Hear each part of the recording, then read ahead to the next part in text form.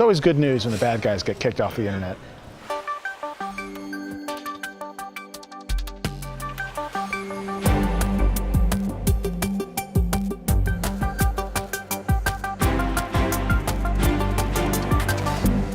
Matt, did you read the story about the hosting provider that was kicked off the internet this week? Yeah, that was an interesting one.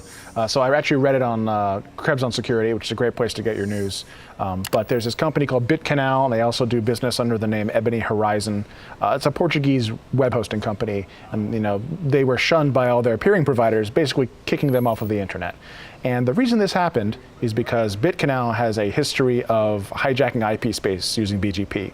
So, BGP, you can sort of announce the routes that you want to say. I've got a route to this IP address, and other people will pick it up, and so you become the destination for that IP space.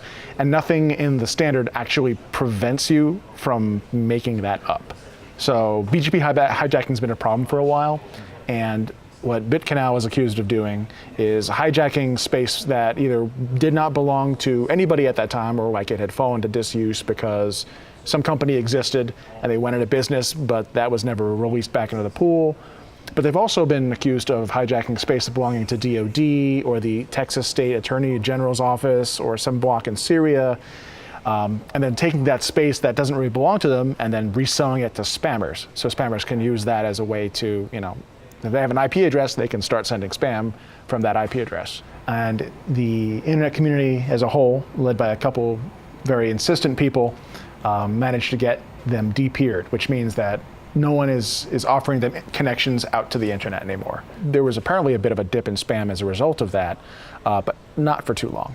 A technical solution like an internet exchange provider kicking this firm off of the internet, although it's good and it is a win, it doesn't necessarily do anything to prevent the same person, same owner, or same company from simply changing names or changing countries or even both, and then continuing to do what they're doing.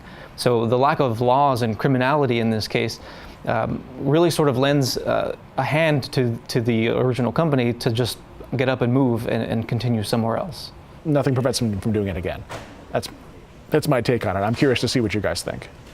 Yeah, I would say that he even, the owner of Bitcanal even stated that he didn't think he was responsible. He blamed it on one or two customers of his that he seemingly had no control over, which is in direct opposition of how his company's operations were described by other people and companies as being flagrant. Mm-hmm. So you're right. I think that without putting him behind bars, without actually criminalizing what he's done, we're only going to see a temporary drop, a temporary dip in that spamming traffic.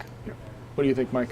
I think that, what we would need to do is look to address some of the underlying problems in the supporting standards, not only BGP, but also DNS, and put technical controls in place so that you could enforce some integrity in the updates. That's true. I mean, these are all good things. If BGP hijacking wasn't possible, then we wouldn't be having this discussion in the first place. I agree with that. Right. I just don't know that at the scale that the internet operates today, that it's going to be anytime soon that we see a major way in the way that it works technically. Like, for any kind of new standard to take root, it takes a whole bunch of years. I mean, let's face it, I thought we would be on IPv6 by now. We've had plenty of time to make that change, and it just hasn't happened on a large scale that we thought it would. And I tend to think that that's the same way it would be for any other sort of core functions of the internet, and I think BGP is one of those. So, I agree completely, but I think you're kind of stuck in some cases between like a rock and a hard place, right? I mean, if you're looking to make systemic change to behavior, I think going either the technical route or the legal route when you're dealing, on a global scale is probably equally problematic. I think the real lesson here is for the carriers, the ISPs, and the exchanges. People who route traffic for other people should keep an eye out for this and realize that they have some small part to play in keeping the internet, the commons itself, safe and free of spam for other people. And if that means, denying somebody service or refusing to sell service to somebody who has a track record for abuse, that's the right way to do it.